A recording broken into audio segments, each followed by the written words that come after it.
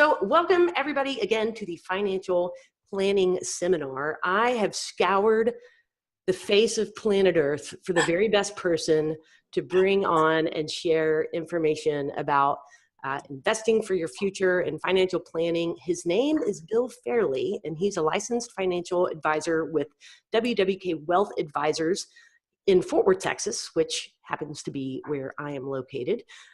Bill, thank you so much for agreeing to come on today.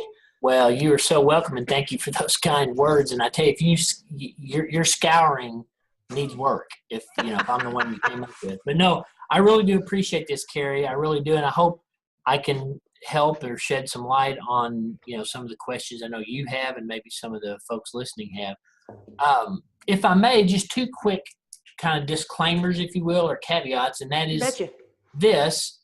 First of all, due to the licensing and due to the industry and the regulations in my industry, I cannot discuss like specific, situations for folks or anything like that. I have to kind of keep it at a, if you will, a 30,000 foot level. So just be aware of that. And so if you ask me or someone asks me a question that I really can't answer, again, due to the regulations in our industry, I'll certainly, mention that and say that. And the other thing is, since we are going to be talking, I think, a lot about retirement plans and things like that, I want to stress, and I'll probably say this more than once during this webinar, that everyone needs to talk to their tax expert, whether they use a CPA or whoever it is, before they do anything. Because I'm not a CPA and I cannot give advice on taxes and stuff. I can just tell you some vehicles, to save taxes and that type of thing. But I cannot stress enough that everybody needs to speak with their CPA or whoever they use for their tax stuff. All right. That was a good disclaimer. We're all disclaimed up. And, it's true. Anytime you want to be able to present helpful information to folks, but, everybody needs to know that please do check with somebody official in your life before making decisions based on the information you hear. All right. Well, you all right if I just start firing some questions at you? Fire away, my friend. Cool. So for those of you that are tuned in live right now, we're going to I've got some questions for Bill, and then towards the end of the seminar, if you've got some questions that we haven't covered yet, you're going to be welcome to ask them. And if you're watching this via Zoom, there's a little Q&A app in there where you can submit your question, and you're welcome to do that at any time. You don't have to wait till the end to that. Okay, so Bill, let's start with the basics of investment. So there's a lot of terminology. I mean, like any industry, there's a lot of terminology that's specific to investing and words. And where do you start? So like, can you give it just like, what are we even talking about? Yeah. Why are we here? Yeah, why are we here? Well, you know what? I tell you what, and I say this a lot. Our industry is like so many. We have our own nomenclature and buzzwords, and I think sometimes we do that just to try to make us sound smarter, in some cases. So I'm going to try to, I like to keep everything as simple as possible. But in general, like you said, where do you start and this type of thing? For most people, I think that, unless you want to take the time or have the time to really analyze and study stocks and individual stocks and that type of thing, my advice to most folks is, look at mutual funds. Everybody's heard that term, mutual funds. There's also something called exchange-traded funds. They are very much like mutual funds. And those are, the reason for those are they diversify your investment. And they also, again, take some of the guesswork out of having to sit there and look at individual stocks and things like that. But of course, individual stocks are available, from an investment standpoint as well. So there are a lot of different ways to invest. But I would say in general, mutual funds, that type of thing are probably the most common that people use. So let's talk a little bit about the idea of risk tolerance. And you mentioned earlier, everybody's situation is going to be different. We're at different stages in our career, in our life, with our families. A lot of that depends on, is even age specific. So what does it mean when we talk about risk tolerance and and investing? Yep. Very good, great question. And risk tolerance is certainly that's a buzzword, that's used a lot in our industry, but it is a real thing, and it is something that I think it's important for people to understand about themselves. But in general, what it means is is what is your tolerance for risk? Because, as I explain to people, if you have cash in the bank or wherever it is, that's virtually no risk. I mean, you're not going to lose the money, but you're certainly not going to make much, certainly not what, money markets and things are paying right now. So if you want to try to make some more money on your investments or on your cash, anything you do from that point involves some level of risk. And so there are investments that have lower risk and higher risk, obviously. So what I do, and a lot of financial advisors do, and you can actually even Google these and do it yourself. And I would recommend that folks try that if they've never done it, are these questionnaires that ask these, to try to determine what your risk tolerance is. Now, some of these questionnaires, I always jokingly say it's kind of like that old question, which would you rather cut off, your right arm or your left arm? There's not a good answer for that. But they do have a purpose and a reason behind some of these questions to determine, again, what is your tolerance for the risk? So then that would help you, or if you're working with someone like me, it would help me to determine probably the best and most logical way to invest for you. So, in other words, you just, if your risk tolerance is extremely low, then, you don't want to be in something that has a chance of really dropping and, that type of thing, a lot of volatility. Does that make sense? Yeah, I'm thinking about gambling. Yeah. I mean, in a way, you are putting there's risk in it. Yep. So we're either playing like the penny slots, that's the low risk, or we're at like the high stakes table where you can win big, but you got to play big you got to be willing to lose it. Exactly. There is a phenomenon in our industry, and it's not just in our industry. It's really just a phenomenon in life that's been scientifically proven, and that is that the pain of loss is much greater than the euphoria of gain. We're all unfortunately susceptible to that, and believe me, I can tell you from my own experience in this industry that is true. You can have folks that have made lots of money, over it, but boy, let us have one bad, month or bad spell, so to speak, or quarter, and, their hair's on fire if they're lucky enough to have hair. And so, that's a truism. We all have a tendency to obsess over the losses rather than the gains. So that's another way to look at this, from a risk tolerance standpoint. People may say, oh yeah, I've got I want to, as you said, I want to gamble. I want to roll the dice on some of this stuff. But when you get right down to it, it's easier to say that, easier said than done, as they say. So that's another reason I think for risk tolerance. The other thing is, and the way I will use risk tolerance with folks is that it's a good talking point when you're talking to new folks about, so if their risk tolerance comes out really low, let's say, meaning that, they really don't want to have, a lot of volatility in this type of thing. One of the things I need to help folks educate them on is that, with really low risk investments, your chances of achieving what you're trying to achieve go down as well. So, you just need to understand that. So that's where someone like me, helps, or hopefully helps folks, determine that sometimes, even though your risk tolerance is low, you're going to maybe have to accept a little more risk if, whatever the goal is, let's say. So you just brought up a question for me when you said, like, people use somebody like you, people use a financial advisor, but right. You don't have to use a financial advisor. Nope. Can you, I guess, maybe this is a twofold question. One, how do you even get started investing without a financial advisor? Right. At what point is it wise or prudent to consult with somebody like you? Sure. Great question. And of course, my standard answer is you always need to use someone like me. No, and preferably me. No, no, I'm teasing. So here's the honest answer, and I say this to folks because I will have folks ask me and say, "Hey, what can you do for me that I can't do myself?"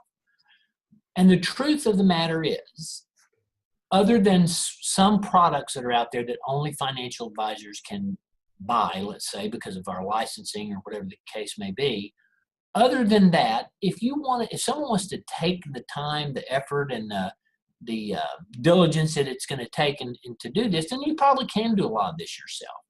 So one of the analogies I use a lot of times is, I could learn how to roof my house, let's say, but I'm not going to. I'm going to hire someone to roof my house. So there are people out there that they say, yeah, I could do this myself, but I really don't want to. I've got other things to do. I don't want to mess with this, so I'm going to hire someone to do it. So that's really what it boils down to. The other aspect of trying to decide whether or not you need to use someone like myself is it's kind of twofold as well. The amount of money we're talking about, and the goals that you have for that money, let's say, and then your belief that you're going to be able to stay on track. Honestly, that's what it kind of boils down to. What I tell a lot of folks, honestly, is depending on their age and depending on where they are in their life and what their savings are, they probably don't need someone like me, certainly early on. But at some point they might, if their portfolio has grown to a certain level, let's say, or it gets a little more complex, or their life is just more complex and they don't want to mess with it, then at some point, they may decide they want to work with a financial advisor. So it's really just it's a decision that everybody just has to make, whether or not they feel like they're ready for it. And I'm honest with folks to tell them, you really don't need me right now. You don't. You might at some point, but right now you don't. Okay. So it's very much it's very individualistic. It really is. Yeah, I like the point about hiring a roofer. Yeah. I don't want to put shingles on my house either. Yeah.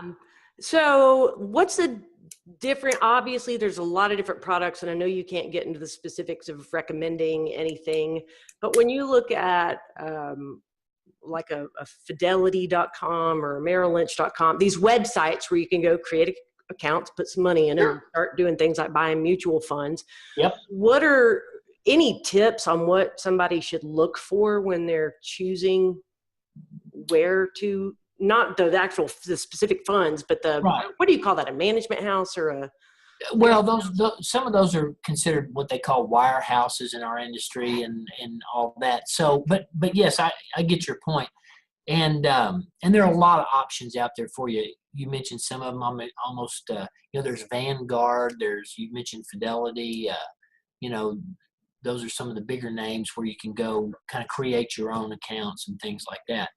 So, you know what, and really and truly, most of those websites probably have some type of risk tolerance questionnaire or some way to determine your own risk tolerance. So if you're starting out and you're going to do this on your own, I would highly recommend that you go to one of those sites. Maybe go to a couple of them and check it out and see what you like. But they're all good. Vanguard's good. Fidelity's good. They're all very, very good. And they have good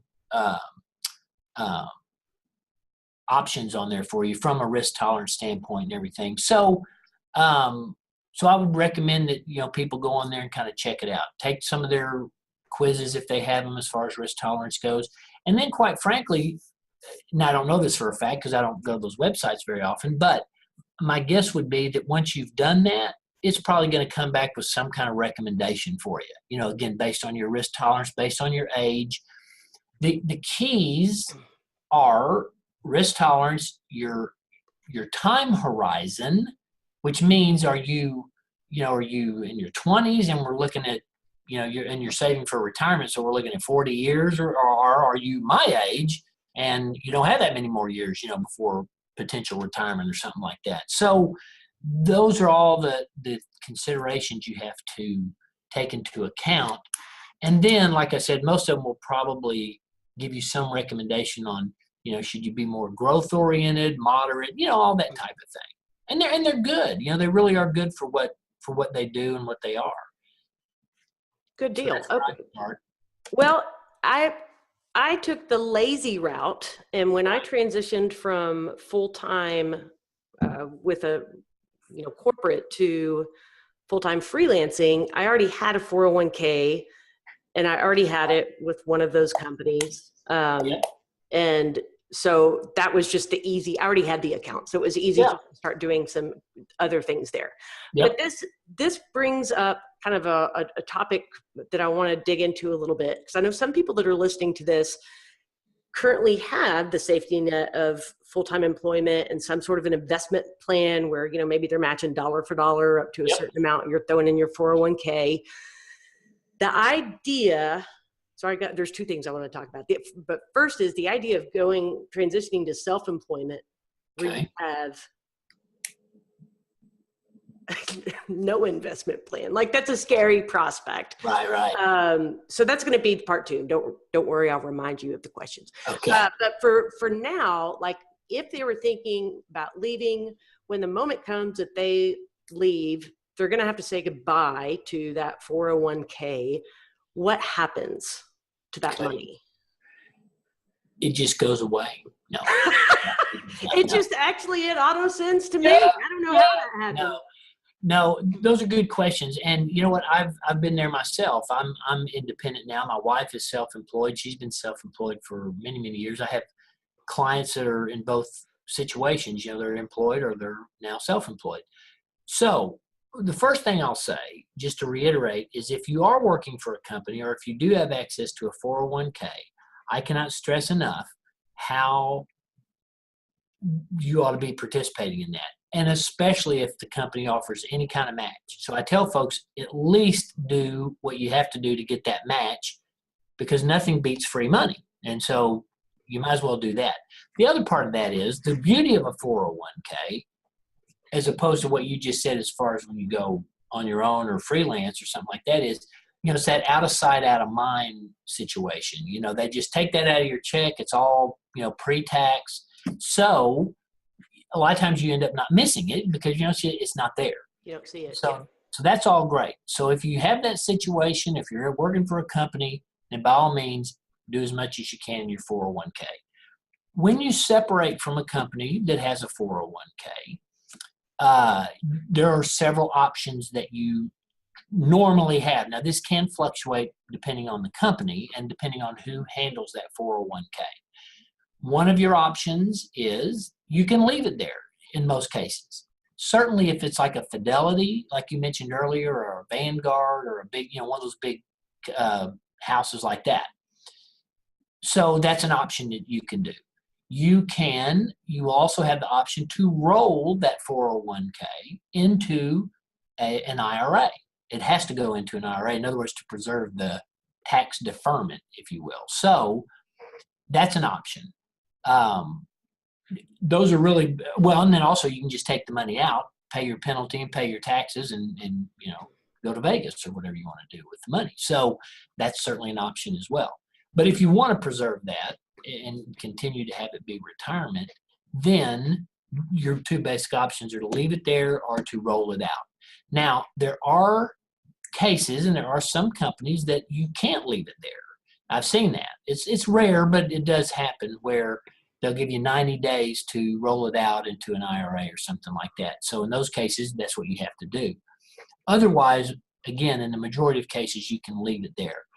So, there are pluses and minuses to both. So an individual just has to kind of decipher and decide which, makes sense for them. And some of the factors for that are going to be fees, whether or not you think it's important to have someone specifically to talk to about that account rather than just calling an 800 number, or if you want to roll it out into an IRA, and it can be what they call self-directed IRA, you can do that yourself, and then you have more control over it. So that's an issue that for some people too. So there's just a plethora of things to think about when that comes up. So those are your primary options when you do that. Whew, okay, there's a lot that I want to unpack there. The Okay. first is the idea of tax tax deferment, and the Yep. second is the idea of penalty for early withdrawal. So Yep. we're specifically talking about retirement investment, which in Yep. the US comes at the age of what, 65 and a half? Or Well, 59 and a half is when you no longer have a penalty for taking money out of a retirement account. 59 and a half. okay. So if someone is younger than that and Yep. has money in a retirement plan, like a 401k or an Yep. IRA, and they take money out because they're in a pinch or a bind, Yep. they're going to pay some sort of a penalty fee for doing that, and then also pay taxes on whatever is taken out. Yep. Yep. The penalty is 10% right off the top, across the board. Doesn't matter. If you're under 59 and a half and it's an IRA or a 401k, traditional IRA or 401k, then you're going to pay a 10% penalty right off the top. And then you're exactly correct in whatever amount you take out.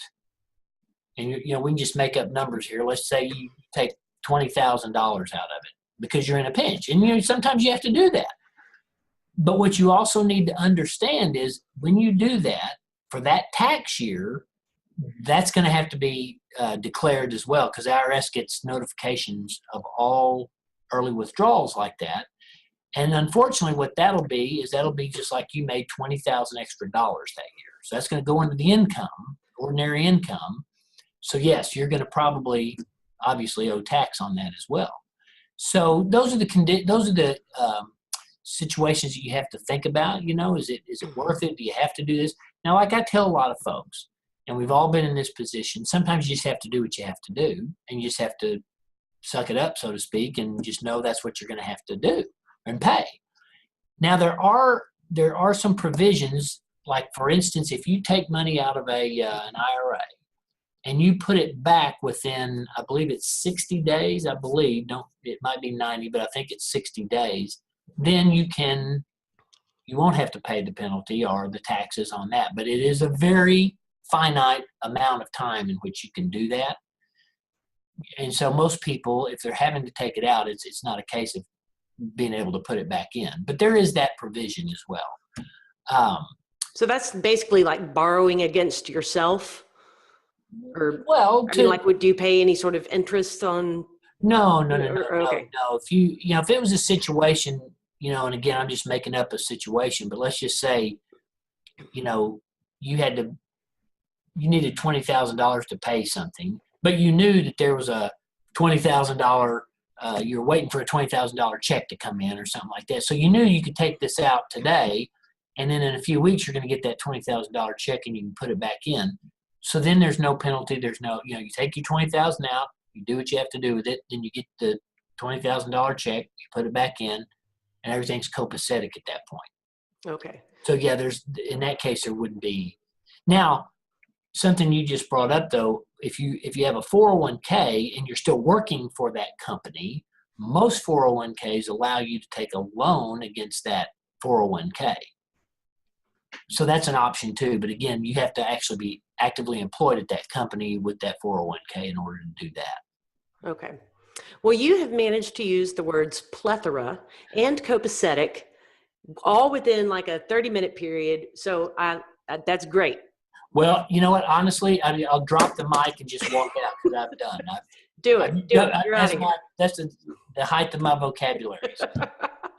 Well, I guess kind of the bottom line is you want, if it's truly for retirement savings, unless you just have to, which like you said, sometimes there are situations where you do just have to. Yeah. You don't want to, it's not like a savings account where you just take money. You pay to take that money. Oh yeah. Yeah. Yeah. And here's, Carrie, just real quickly what I'll say about that, because this kind of dovetails into, if I'm actually doing financial planning for folks and stuff, what I usually will illustrate and talk about is, and again, this is certainly not original with me by any means, but I always talk about the bucket strategy, if you will, of money. And so if you're talking financial planning, the first bucket is what we call the emergency fund, or the cash fund or whatever. So what I will always counsel and advise people to do is, if they don't have that bucket, so to speak, that's job number one. Let's fill that bucket up. In some cases, we have an intermediate bucket, if you will, and I usually say that's for things that are at least 2 years out, let's say, but it's an expense coming up, whatever that may be, college, something. That's kind of an intermediate bucket. So when I'm drawing this out for people, I always put a dotted line between the third bucket, which is the retirement bucket, because of what you just said.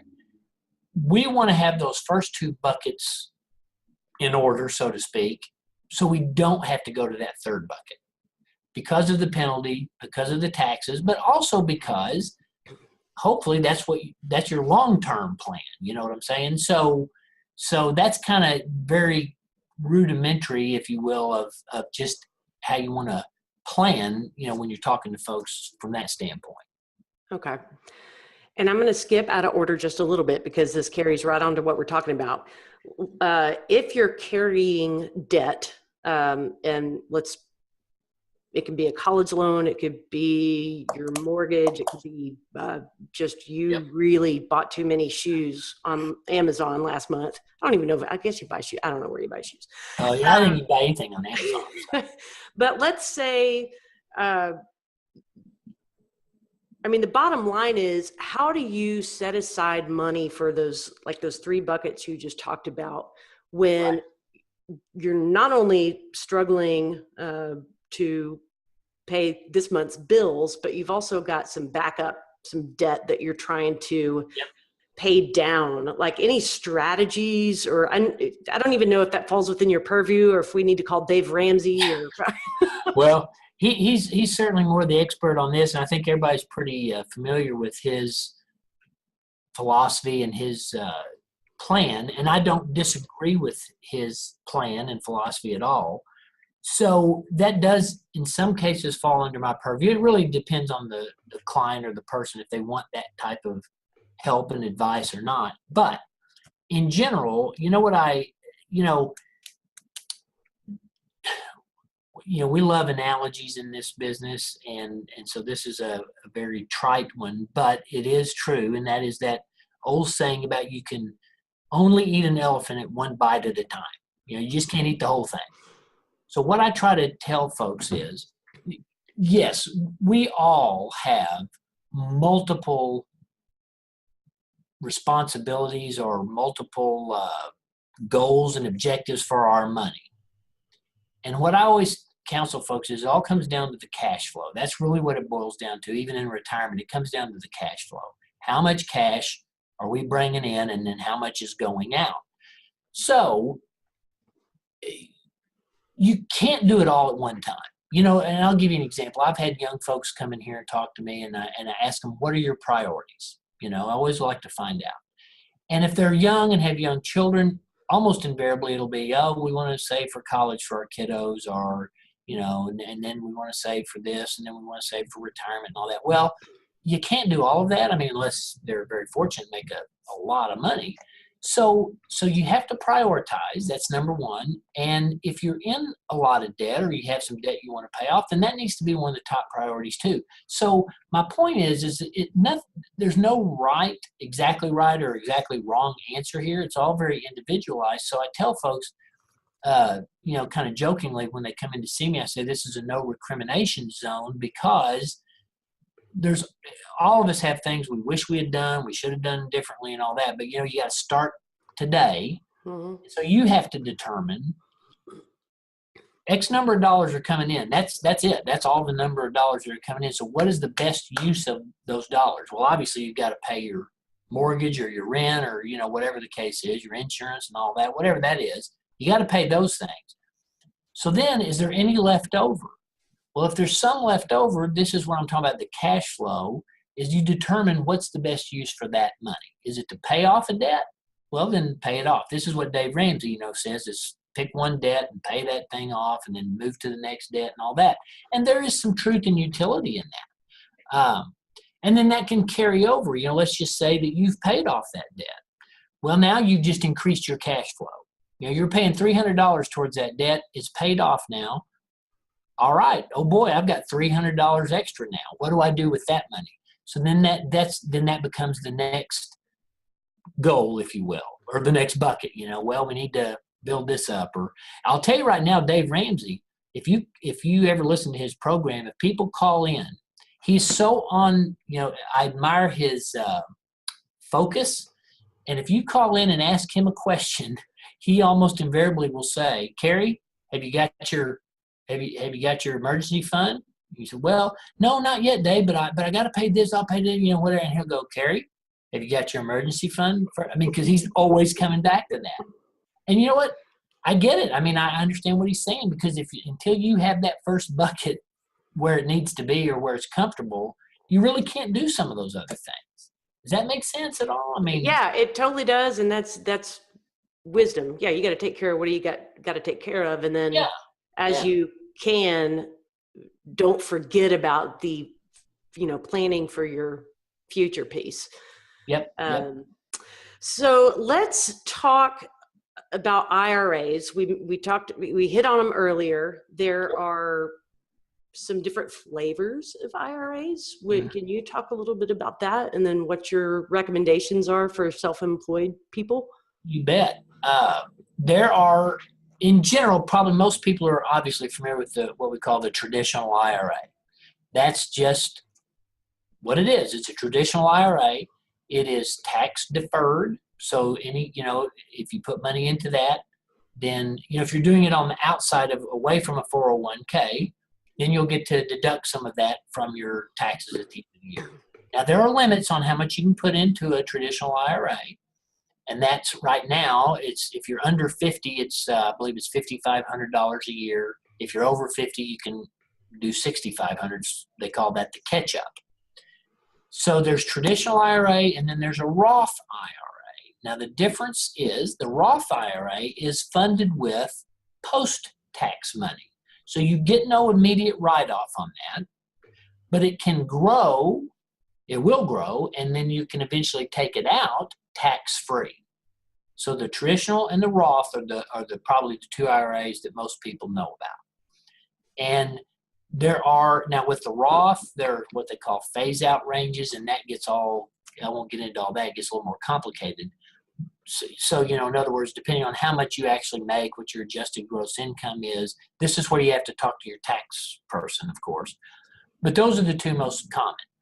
Now, for self-employed folks, and for what I think you're kind of talking about, and this will depend a lot on, is it truly a sole proprietorship? If I'm just starting, like my wife, for instance, she's a one-person shop, for what she does. I'm basically, if you will, a one-person shop for that matter too. So what we have, and what I recommend to those people in that situation, is what's called a SEP IRA, SEP, and that stands for Self-Employed Pension IRA. Now, here's what I love about the SEP IRA for a self-employed person, is the limits on that are much, much greater than the traditional and the Roth that I just told you about. Those limits they can go up to like $53,000 or $54,000 maybe this year, or 25% of your total income, whichever is greater. So it gives you the option. Now, most people, when I tell them that, they laugh and go, "Yeah, I'm going to put $53,000 in it this year." But the point is that if you were lucky enough to have enough money to do that, then great, you can shelter that much money, if you will, into a SEP IRA. The great thing about that too is that with a SEP IRA, there's not a lot of paperwork. It's not, it's not like a 401k where there's all kinds of legal and ramifications and things that you have to do. So it's an individual IRA, but it's based on the fact that you are a sole proprietorship or you have your own business or whatever the case may be. Now, if you have employees and you have a SEP IRA, then you have to offer that to them as well. So that's something, again, that gets a little more complicated. But I love the SEP IRAs for that reason. There's also what's called a simple IRA. And it's similar to the SEP in a lot of ways, and allows you to shelter a little more money. But there's just a few more, you know, differences in that between that and a SEP. And it's simple IRAs can, if you have employees, it might make more sense to do a simple rather than a SEP and all that. That's just something you'll have to determine. But those are probably, for a self-employed person, I mean, again, if they're a sole proprietor, I think a SEP is a great way to go. Because here's the other thing, Carrie, you are not required with a SEP you don't have to put money in it every month. You don't have to put any money. You don't have to put any money in it for the entire year. It's all up to you. So I love that flexibility. So let's take a freelancer that, whatever their work is, it's very irregular pay. So you may have one month that you virtually make nothing, let's say. But then for whatever reason, the next month is a huge month. You get a big giant paycheck, if you will, or whatever. Well, then you might want to say, wow, I'm going to put some of this in my SEP for this month, and then you might not make another contribution for the entire year. So it's very flexible, and like a traditional and a Roth IRA, you always have until April 15th, or in this case, like this year, 17th, to do that for the following tax years. You know what I mean? So previous. Yeah. So okay. Right now, we're still in the position to where, and I've got clients that are doing this actually right now, almost as we speak, they're making contributions now for 2017 because they can until the tax deadline passes. So yeah, I think, again, there's a lot of permutations to all those. So again, the caveat there is don't just, you need to, a lot more detail to those, but those in general, the SEPs are certainly, I think, a great way for a self-employed person. So you mentioned SEP and sole proprietorship. If you're established as an LLC or S Corp or C Corp or partnership, however you're established, you can still do that. Yep. But just if you have employees, you've got to. Yeah, if you have employees, you have to. Now there are some caveats to that too. I mean, they have to be full time, and you can kind of set those parameters. They have to be full time. They have to, you can even say they've had to work for me a year and that type of thing. So there are some things like that you can put on there. But in general, again, you'd have to talk to a tax professional. But in general, let's say that whatever percentage you're doing in your SEP, you have to also contribute that percentage to an employee SEP if you have employees. So that's just something to keep in mind. Now, if they're like I have one client that it's basically his company, people that work for him, so to speak, are all contract employees. They're not true employees. So he's able to have a SEP, and he doesn't have to have that because they're not full-time employees. Does that make sense? Mm-hmm. Same thing with insurance, just general benefits package. You don't have to offer it to. Yep. Yeah, that's why, islands in the stream. It's good to be solo. Yep. Yes, indeed. Let me take a quick break and just say hello to those of you who are tuning in live. Hello and welcome. Got some folks watching via Facebook Live. Hello. Also some folks watching via Zoom. Hello. If you've got questions, go ahead and start getting those in. I've got a few more questions for Bill, and then we'll open up the floor to take any questions that you have. And if you are just tuning in mid-roll, this is Bill Fairley, financial planner / advisor. Are those two words interchangeable? We usually just say financial advisor. I do financial planning as well for folks, but yeah, they're somewhat interchangeable, I guess you might say. Well, all right. So we've talked a little bit about kind of investment 101, a little getting familiar with some nomenclature, what to do if you're transitioning from full-time employment with the company over to self-employment, like with your 401k. Now let's just talk about just people who, here we are, we're self-employed. Where do you start? If you got nothing, let's say you filled your other buckets up, you're ready to start, investing in something. Right. Like, is the SEP IRA the best kind of jumping off point?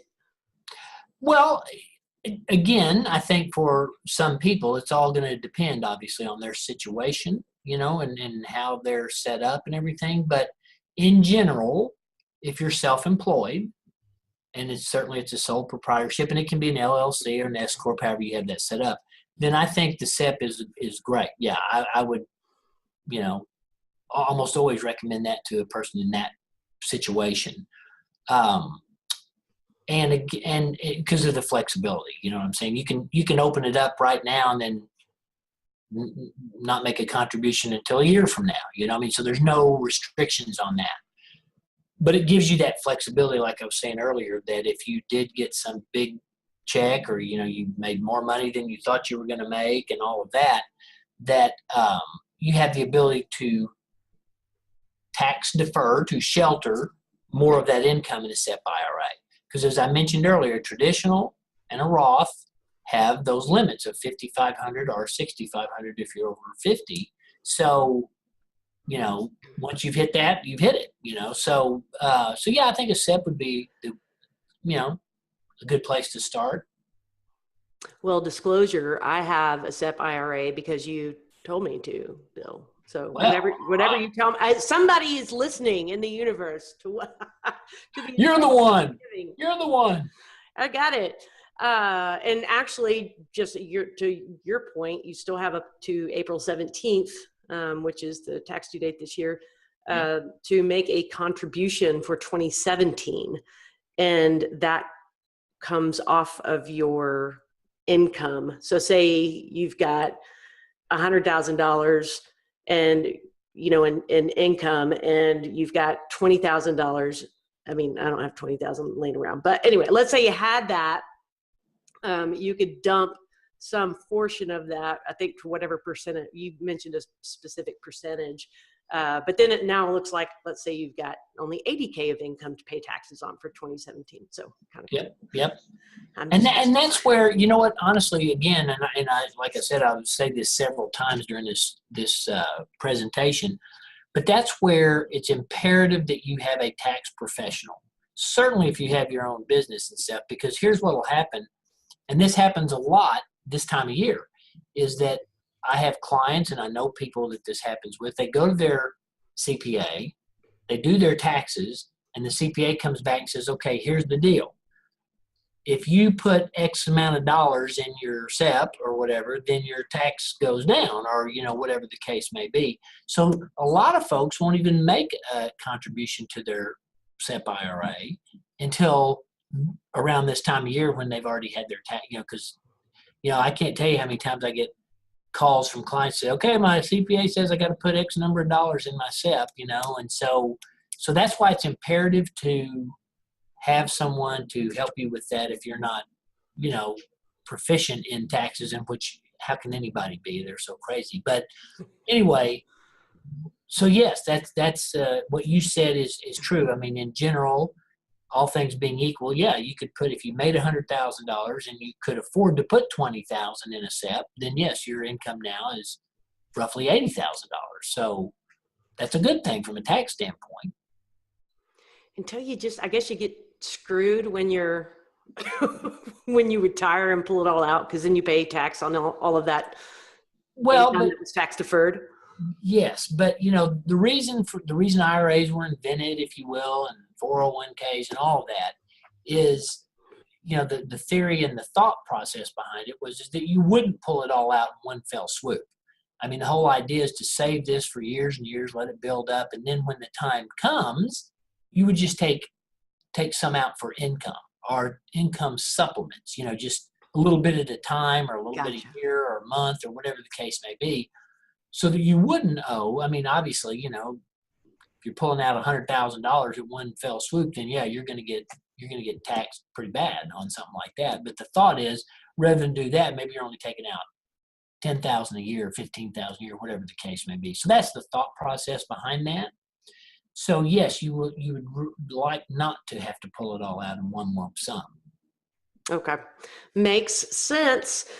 So let's talk a little investment philosophy when it comes to your mix, your asset mix, and in some of that, maybe you've got money in different sorts of IRAs, or you've got some, and those are invested in mutual funds, or you've got some individual stocks. Like, is there any sort of, and I know it's different for everybody, but do you have a kind of a general philosophy on, should you have your eggs in different baskets, I guess, so to speak? Well, what I would say is that wherever you're investing, if you're investing, is, and everybody's heard this word too, and we wear it out in this industry, is diversification is a key. So, and that that actually talks about what you said about having all your eggs in one basket. Now, as far as having different accounts, I don't know, that's kind of a personal preference, I guess you might say. But in general, diversification is going to keep you from, so in other words, it would be financial malpractice, so to speak, if someone like myself told a client, let's put all your money in this one stock or this one thing. You see what I mean? Because what if that one thing goes belly up? We all know the horror story about Enron and what happened to their stuff. Of course, those poor folks couldn't help it. They worked for the company. But so yes, you don't want to have all your eggs in one basket when it comes to how you're invested. Now, as far as how you're invested and what you're invested in, again, that is going to be very individualized. But in general, what I would say is the rule of thumb is the younger you are, the more aggressive you can be, or you have the potential to be. So the thought process is that as you get, and there are funds that even do this, and you may have seen them in, certainly in a 401k, they're called target date funds and all that. And the way those are designed is, depending on the age you are when you start it, is if you're young, they're going to start off a lot more aggressive, a lot of stocks and, international and emerging markets and all those kind of things. But then as you get closer to retirement, that is going to become more conservative, because the thought process is obviously you want to be a little more conservative as you get closer to the actual retirement date, when you might have to start taking some of this money out, So that's in general, again, everyone's different. I know some folks that even though they're older, they want to keep the pedal to the metal, so to speak, or they have a very high risk tolerance, and they're like, no, I want to go for it, So again, it is very individualized for folks, but that's what I would say in general. Just think of it from that standpoint. The younger you are, the more aggressive you can be, and then become a little more conservative as we get closer to the end date, so to speak. Okay, that makes total sense. So let's say that we're talking about long-term investments, and it will make you cry if you look every day, because maybe one day you're down 5% or whatever, and another day you're up and you're like, woo. Yep. So it's if you want to kind of set it and forget it. So once you establish your like say your SEP IRA or something, and you pick out what funds you want to invest that money in, how frequently should you check in on the health of those investments?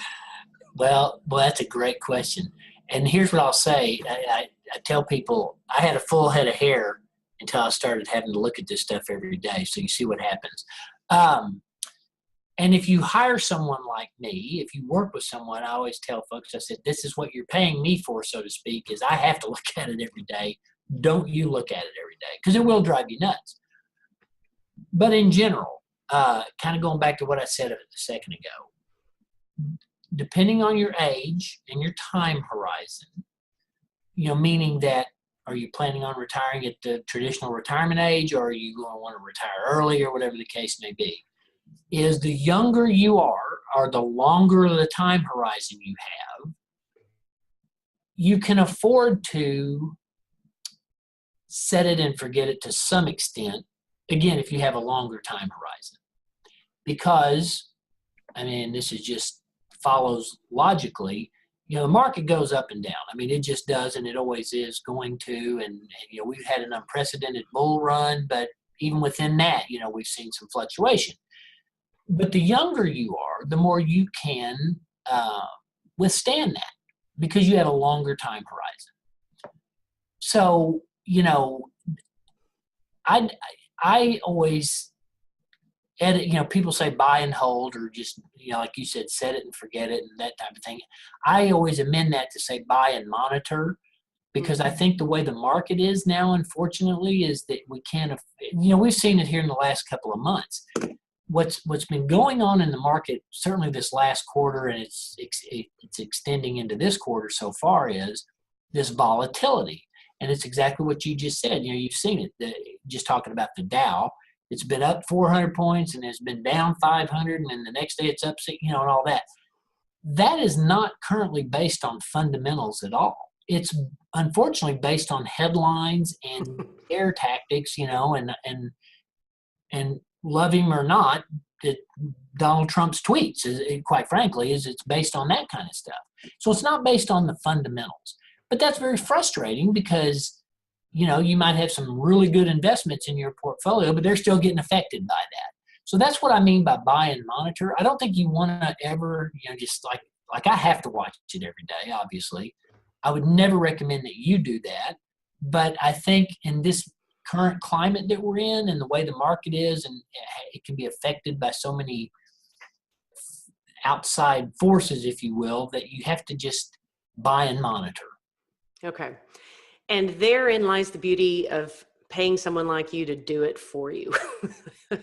If you don't want to, that's a whole other realm of education to, to study. So if you don't want to do that, hire. Well, and this goes back to something you said earlier, Carrie, and what I think alluded to is that, again, the younger you are, you might not need someone, again, like me, because, again, you have a little more flexibility from the standpoint of being able to take volatility and ups and downs and stuff. But as you get older and as that account grows and it becomes bigger, and so now the fluctuations are more impactful, if you will, that's at the time where you might say that, that's when you say, I don't want to roof this house. I'm going to hire somebody to roof it. You know what I mean? So it all depends, but some people love doing that. Some people get a kick out of doing it themselves, and that's fine too. It really is. Well, can you give me an idea, and I don't mean this to be a personal question, but how does someone engage you? What should they expect fee-wise? Is it like a retainer agreement or a per transaction, or kind of like a lawyer? Like every time you get on the phone, the clock is running, or? Well, I wish, that'd be great. I like to just say, just hand me a blank check and I'll fill it in. I'll be very, very fair. No, that'd be great, wouldn't it? No, if it, I'm teasing. If any of the regulators are listening, advisors have various ways that they're compensated, and they have various business models. What I will tell you is that the industry is moving. Frankly, it's moving to what's called, for the most part, is a fee-based industry, meaning that most advisors, a lot of them, and I think it's going to just become the norm as time goes by, that rather than charging, in the old days, and still done this way, is if you bought something, there was a commission on it, or there was a sales charge, or, if I sold you a stock or a bond or whatever, then there was a hunk of that came off and went to me, and that type of thing. That was the traditional way. That's called a brokerage type account, a broker. And that's where the whole term broker came up, and that type of thing. But now the industry is moving more towards this fee-based model, and the reasons for that there's several. Number one is, you may be familiar with the Department of Labor, this DOL rule that came out, I guess last year now officially, the fiduciary standard, meaning that they, and I say they, the government would like for all financial advisors to have to legally act as a fiduciary. And that means doing what's in the best interest of the client without any regard to how we get paid or compensated and that type of thing. Now, I would like to believe that most of us act as a fiduciary in any event. But, let's face it, there's bad eggs in every industry and that type of thing. And so, there are people out there that will just buy and sell things because it does generate commissions or sales charges or something like that. So in a fee-based environment, you don't have any of that. It's a flat fee, and it's usually based on how much money you have in the account. So it's based on assets under management, if you will. Okay. But that's very transparent. I mean, you know, Carrie, here's what that fee is. It's usually a percentage, whatever that may be, and all advisors can be different, I guess, on that. But it's very transparent. And so, and then in that way, that brings with it a legal requirement of you acting as a fiduciary for your clients. And so that's another reason that this industry is moving that direction. But again, it's every advisor can do it differently. But here's what I would say: you always you need to know what an advisor is getting paid and how they're getting compensated. You need to know that, and because two reasons. Number one, you just want to make sure it's makes sense. But number two, in the lack of that information, what I have found is people make up stuff that's much worse than it is. You know what I mean? Like, you know what I mean? So, but yeah, I mean, if an advisor is not willing to tell you what that is, then that's a warning sign, if you will. They won't tell you how they're getting compensated or whatever the case may be. Okay. So it's a fair question to ask. What are you going to charge me? Absolutely. As it would be, I guess, in any industry. Well, yeah, exactly. And if you're interviewing, so to speak, advisors, or, you're thinking about working with one, you absolutely need to ask that question. Yep. If they don't bring it up themselves. So, yeah.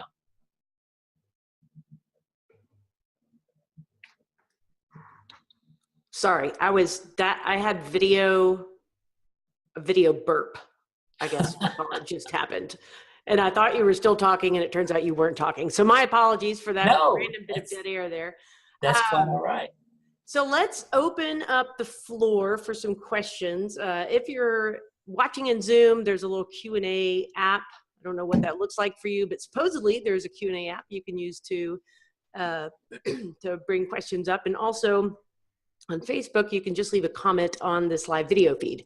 Now, I will warn you, Facebook people, that my Facebook is moving at about a snail's pace right now. So I don't know what hopefully I will see your comments if you post them.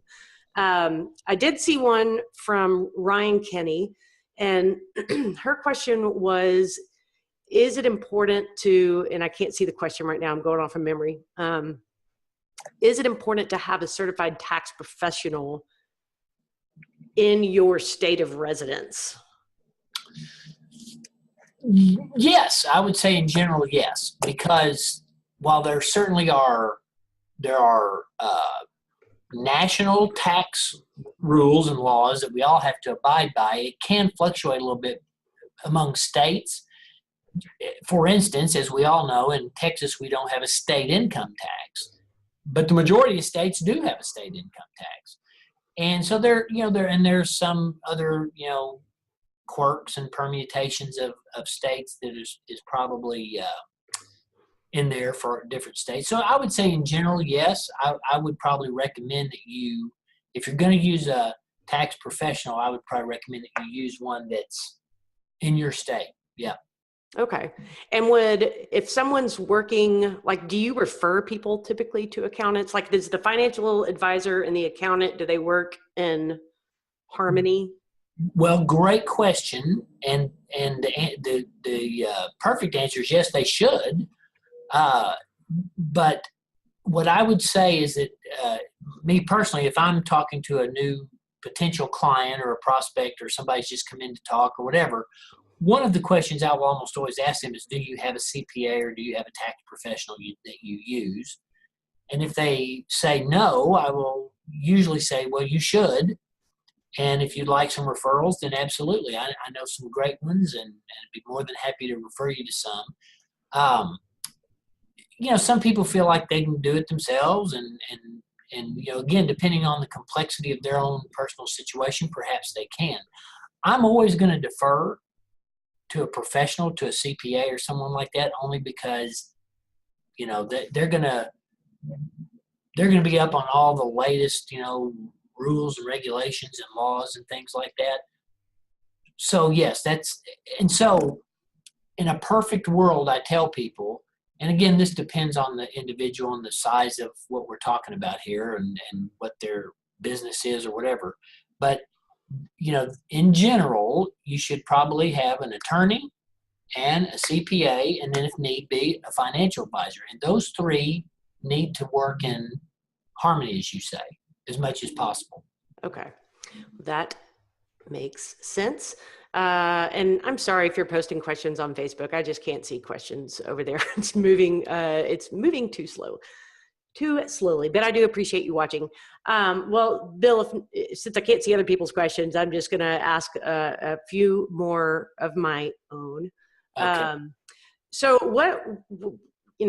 you've given it a lot of great information, and when this seminar ends, people are sure I'm still going to have questions. Do you have any favorite resources or recommended resources for learning more about sort of investment principles? Or yeah, obviously, there's so many resources on the internet, and some of the companies that we've talked about, Fidelity, Vanguard, T. Rowe Price. We've all heard those companies. They all have a really strong web presence and internet presence, and so I think if you want to find out some more detailed information, certainly I think you could probably find some on those websites. So I'd highly recommend you check those out.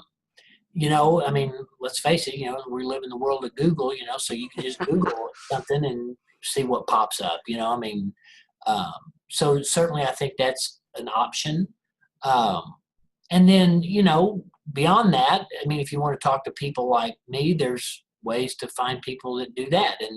And I think most, I know I do, and I can't speak for all advisors, but, I meet with everyone initially, with no pressure, no obligation or anything, just to, if they need to find out if they want to work with someone like me, or if they need to work with someone like me, you know what I mean? So I think most advisors probably do the same thing, I would think. And so I think there's a lot of resources out there. I really do.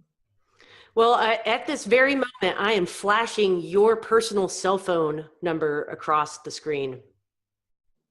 Oh, wow. So people, no, I'm just kidding. Okay, we got a question here. So regarding SEP IRAs, let's see, that opened as the business owner, or is it opened as the business owner, or is it opened as the employee of the business? So, you're a single owner LLC. Right. And you're the sole employee. Right. And that's a great question. SEP IRAs are always they're opened in the name of the person that is going to be contributing to that SEP. Now, the business is contributing to it, but in other words, Carrie Dills is the owner of the SEP, if you will, but whatever Carrie Dills Incorporated or whatever is the one that's contributing to it. Does that make sense? So yep. It's the interesting thing about retirement accounts in general is they are always considered a single account. So in other words, you've heard of joint accounts and things like that. You can't have a joint account with a retirement account. It is a single account. You have beneficiaries, but it's always in your name, if you will. Okay, that makes sense. Thank you, Matt, for a great question there. Well, what would be, I want people, when they close down this browser, or in the future, if you're watching this, to walk away with, they're going to do something after they watch this. Otherwise, what's the point of obtaining new information? What are some next steps, or even a next step, that you would recommend somebody take regarding investing for their future? Sure. Okay, first thing I'll say is here's, and I say this all the time, and I don't mean it to be, as trite as it might sound, but the number one advice I can give anybody, and I tell this to everybody I come across, is save money. Save money. Just if it's $50 a month, just save money, because we all need to. And and that's a good habit to establish. Now, again, if you're in a 401k, it comes right out of your check and you never see it and all that. So I recommend you just save money in some form or fashion, however you can, however much you can. It doesn't matter if it's not a lot initially. So that'd be number one. Just save money. Even if it's just in a savings account for now, just save money. So that'd be number one. Number two is I would just say that you need to determine, or next steps would be kind of alluding to what I was talking about, those buckets a minute ago. So I tell people that the best thing you can do is get a handle on your income and your outgo. Now, most people don't want to have to do a budget where they sit down and literally write down, I bought some gum today and all that. That's the great way to do it. And if you will do it for a month, I think that's great. But in general, we all have a pretty good idea of what our outgo is. So I'm just going to use some round numbers here to give you an example. So one way, I call this easy budgeting, if you will, and this certainly, works for couples. It can work for singles. It doesn't matter. But what I say is open up an account at the bank where all the income goes into. So if it's couples, if it's a dual income family, whatever the case is, all the income goes into that bucket. And let's just, again, for round numbers, let's say that's $10,000 a month that everybody makes. So $10,000 goes into that account. Then you open up a separate account where you're going to pay your bills out of. And let's say most of us have a fairly good idea of what our bills run every month. So let's say we think it's $5,000 a month or whatever. So you transfer $5,000 into that account, and that's where you pay your bills. Well, one of two things is going to happen in that case. You're either going to pay all your bills and still have a few shekels, as they say, left over in that account, or you're going to run out of money before you run out of month, as they say. In which case, okay, maybe our expenses are more than $5,000, or maybe there was an extraordinary expense this month. But the point is, it goes back to what I said earlier about cash flow. If you can do something like that and get into a habit of this account's where we pay the bills, so that if after a few months of doing that, there's a few dollars left over, that's great. Now you realize we got a few dollars left over. What do we do with that extra money? You know what I'm saying? So now you've increased your cash flow, so to speak. That's just one way to do it. But I think you got to have a handle on income and outgo, because you know what? The truth is we all spend a lot more money than we think we're spending. We're all guilty of that. So those are the two things. I'd say get a handle on that and then save money. That's great advice. Well, thank you, Bill, so much for coming on and taking your time to share your wisdom and experience with us today. If somebody wanted to follow up with you, should they just Google stalk you, or where would they do that? Well, absolutely. They could do that. They would be welcome to call me or email me. My office number is 817-336-6300. And my email is fairly simple, no pun intended with my last name, it's Bill, BILL, at wwkllc.com. And so I'd be more than happy to answer questions. And again, no obligation, no pressure, anything like that. If I can help somebody, that's great. You know what? And so I'd be more than happy to help anybody if I can. Brilliant. That's a generous offer. I appreciate you sharing that. All right. Well, thank you to you guys who were able to tune in live. And if you're watching this as the replay, I'm thrilled to have you as well. So you can check out more over on Facebook. Just search for the group, The Fearless Freelancer, where we've got great resources going, all sorts of different resources going for people who are freelancing or self-employed. Until then, I'll see you guys later. Thank you, Carrie. Thank you. All right. Bye-bye.